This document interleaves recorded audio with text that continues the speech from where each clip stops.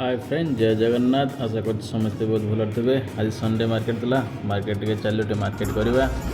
market कर जाकि पहुँचल टे चिकेन मार्केट रे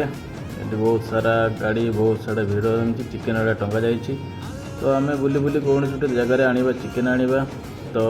गोटे जगह जाकि देखी देखी पहुँचल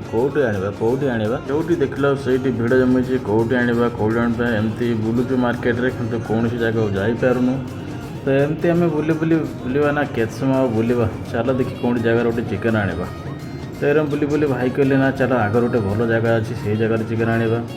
किसी गोटे आम चलू भाई कहले ये आस तो देख ना चल आगे माछ हाट को जा माछ हाट को गलापर माछ देखलु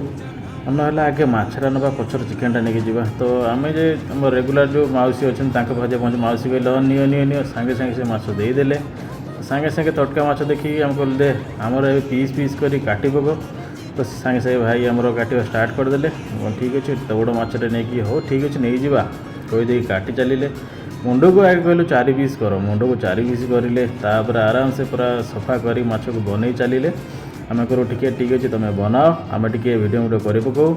तापर सांगे सांगे मौसा कौन कले ना माछ को पूरा पीस पीस कर काटी चलिए मुझे आगत कही आम टे साइज पीस दरकार तो से काटिक पूरा रेडी करदे पैकिंग करदे कहले नियो तुम